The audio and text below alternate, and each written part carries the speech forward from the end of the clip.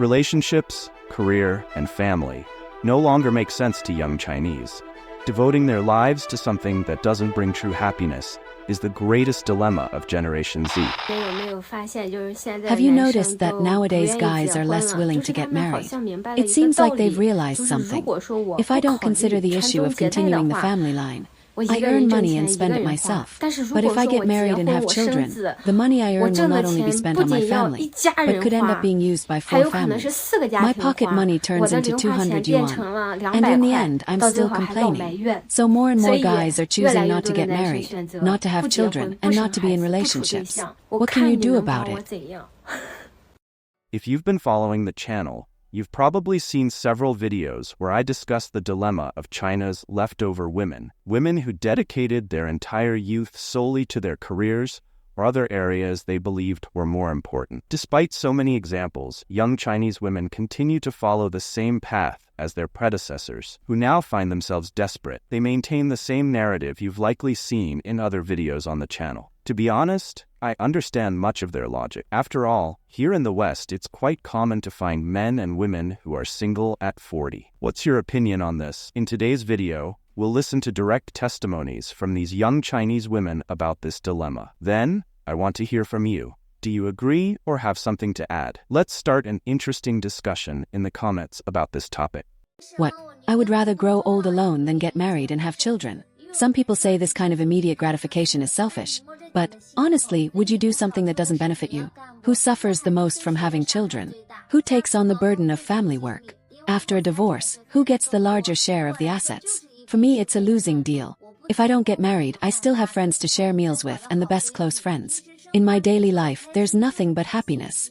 I've been living alone in Sonia for a long time, and I never feel lonely. Instead, I feel more of the freedom and joy that being single brings. I don't have to deal with the complex family dynamics of in-laws every day. I can binge-watch series all night without anyone nagging me. And if I'm tired, I can lie down and sleep all day without worrying about taking care of anyone. Without the ties of a family and children, all my money and time are my own. I can do whatever I want. Many people say, "You're only happy now because you're young, but when you get old it will be sad." But I don't see it that way. If I live a carefree and joyful life, enjoying every moment, then it's all worth it. I won't get married easily. I can believe in love for a lifetime, but I won't step into marriage lightly because the institution of marriage, from a certain perspective, was actually created to protect your assets, to protect your private property. Marriage is essentially an economic action. Don't think I'm being too realistic, but in the end, you'll realize that couples stay together to maximize their own interests. And that's what keeps the marriage going. And only then will it have value for you. The truth is that most cities have no future. Our generation has traveled in 45 years the path that the West took 200 years to complete, meaning that one generation has achieved 200 years worth of wealth accumulation, creating a 200-year wealth gap. With the disappearance of era bonuses, your parents will say you missed the opportunities of the past 30 years. For our future children, the rising opportunities are becoming increasingly narrow. The world seen by the poor and the rich is definitely different, as the rich are everywhere, so for the poor, it's only a matter of moving to find more fair opportunities. Migration for any animal is essentially about finding a more suitable environment for survival. In the future, many small cities will face not only the population drain from major cities like Beijing, Shanghai, Guangzhou, and Shenzhen, but also the difficulty of breaking rigid rules. This means that for those without connections or accumulation, living conditions in small cities are no longer suitable for those with no accumulation, as the search for upward mobility makes young people long more for a city where they can strive on their own, rather than relying on family connections. Therefore, as an ordinary person, within the bounds of legality and without breaking any laws, living and working legally to earn money, prioritizing your own interests is always correct. Whether you move cities, study abroad, switch fields, or change countries, as large cycles shift, individuals must also update their perceptions according to the changing environment.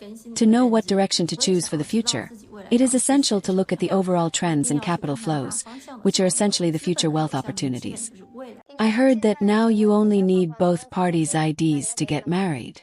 So, are you planning to get married? The reason many young people are increasingly unwilling to marry is simply because of the pressure.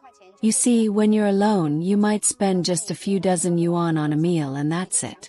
But when you're married and have a wife and kids, you want to provide something better for them. The truth is that young people are indeed under a lot of pressure because so many responsibilities are on their shoulders. For many, the first step in marriage is already difficult. For example, you have to deal with the dowry, the 3 traditional pieces of jewelry, and buy some household items. But in our Chaos Han region, it might be a bit more relaxed. The 3 pieces of jewelry are essential, but the amount for the dowry, like 18,000 or 28,000 yuan, can be reasonable. Plus, parents there also value the gesture more than the total amount and don't demand everything. You also need to buy new furniture. And in the south, if you don't have at least 100,000 or 200,000 yuan saved up, it's really hard to take the first step in marriage. Some men might manage this with help from parents or siblings, but if they rely only on themselves and don't have this savings, it will be very difficult. Why? Because, think about it. A woman who marries you only does it once in her life. She wants beautiful wedding photos, and that's fair. If she asks for some things, it's reasonable after all. She was raised to marry you. And after marriage, it's not just about the couple. Taking care of a child also requires a lot of effort.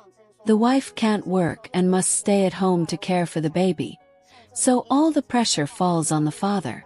If the father has a monthly income of just a few thousand yuan, maintaining a family, especially in big cities, is very challenging. Basic expenses like food, rent, and other necessities are unavoidable. But on the other hand, if you really have a savings of 100,000 or 200,000 yuan, it's already a good start. We shouldn't compare or demand too much, like having a house, a car, or millions in savings to live well. Sometimes life is what you make of it. If you're happy and not in debt, can afford 3 meals a day, and keep up with your regular expenses, that's all you need. In my parents' time, when my dad married my mom, a basket of rice and a few sweet potatoes were enough. And back then, there wasn't even a television at home. And still they managed to live. You tell me, how many women born in the 2000s are willing to get married nowadays? Look, to get married now, a man needs to have a house, a car, and savings, but we women aren't even interested in getting married. Marrying you means taking care of the house, getting along with the in-laws, and still having children. Now everyone knows, what's the benefit of having children? Can you explain it to me in detail? What's the benefit of having children? Having children is like raising a money-eating monster. If we had money, we could have as many children as we wanted. I used to work as a preschool teacher at a private kindergarten in Shenzhen, and those families really had money. Each child had a nanny, you know? They just needed to have the kids. The rest, like taking care of the children, cooking, and doing household chores, they didn't need to worry about any of that. Now tell me, how many men have that much money, right? You marry him, and besides taking care of the kids, teaching and raising them, you also have to be obedient to his parents, right? And you still have to take care of him. How exhausting is that? And the men? They only need to earn money. They say they have to work the next day, that they support the house, but in the end, how much do you earn per month? Tell me, how many men can earn money, take care of the house, and still take care of the kids? How many? I know, based on human nature, a person's energy is limited. It's not possible to do everything well at the same time. Ask the women born in the 2000s. How many are willing to have children? This generation of young people is very enlightened. They don't get married, don't buy houses, and don't have children. Can they really be happy for their entire lives? Hello, everyone, I'm Xiao Hui. Today, the topic we're going to discuss is quite interesting and also quite controversial. This generation of young people is very enlightened. They don't get married, don't buy houses, and don't have children. Can they really be happy for their entire lives? As soon as this topic comes up, I already know the comment section is going to explode. But that's okay, let's enjoy the buzz and the reflection. Before we delve deeper into the discussion, Why don't we take a moment to look at the significant changes our society has undergone in the past few decades? Since the reform and opening up, China's economy has developed rapidly, and people's living standards have risen sharply. But with that has come increased life pressure and ever-intensifying competition. In this context, young people's values and attitudes towards life have naturally changed. In the past, getting married, having children, and buying a house were inevitable life paths, a sign of success, but now, more and more young people are beginning to question whether this is really the life they want. Do I really need this to define my happiness? I believe this questioning is actually a reflection on traditional ideas and a manifestation of personal awareness. Less economic pressure is a clear advantage. Not buying a house means not having to bear a heavy mortgage. Not getting married and not having children also save on wedding gifts, ceremonies, and a series of child-rearing expenses. According to the latest report on the economic pressure of young people in China, more than 60% say house prices are their biggest source of stress. So not buying a house can really make life much easier. High freedom is another attraction for this generation. Without the constraints of family, young people can plan their lives more freely, whether it's in career choices or hobbies. This freedom is undoubtedly a great attraction for those who seek individuality and love to explore.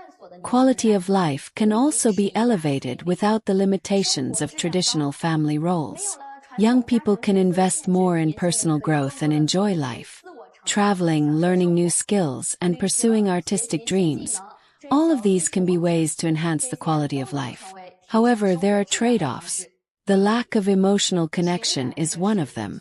While there may be economic freedom and a comfortable life, the lack of an intimate relationship can leave some young people feeling lonely and empty.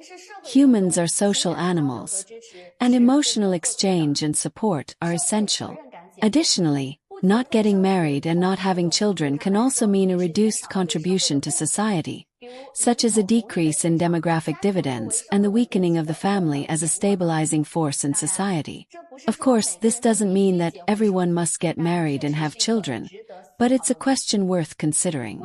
Future uncertainty is an additional concern. As they age, young people without families or economic reserves may face greater pressures in retirement, especially in an incomplete social security system. This is definitely an issue that needs to be planned for in advance. In my opinion, happiness is a multidimensional concept. It's not just about fulfilling material needs, but also about personal fulfillment, harmonious relationships, and emotional connection. Therefore, whether opting for a freer and more enlightened lifestyle or a more traditional path, the most important thing is that it reflects your true needs and makes you feel truly happy and fulfilled. Life is like a painting, and everyone is the artist of their own life. No matter what colors or brushstrokes you choose, the most important thing is to create the landscape in your heart and live life authentically. Happiness is not defined by others. It's felt by you. So, my dear friends, whatever lifestyle you choose, go forward with courage and confidence, because in this world, you are unique, and your happiness is unique as well. Well, that's it for today. Thank you all for listening and supporting, and see you in the next episode.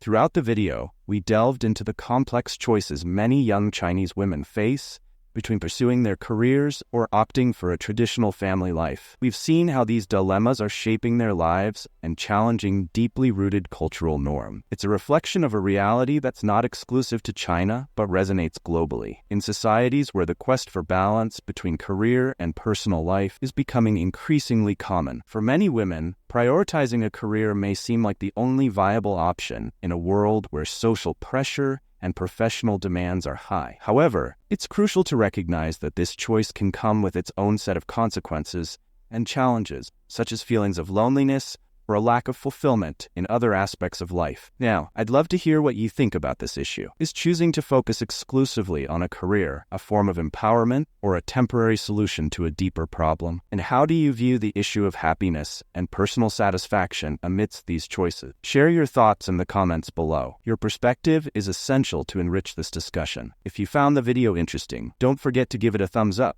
and subscribe to the channel so you won't miss our upcoming content. Share this video with friends and family so we can continue this conversation and explore different viewpoints. Thanks for watching, and see you next time.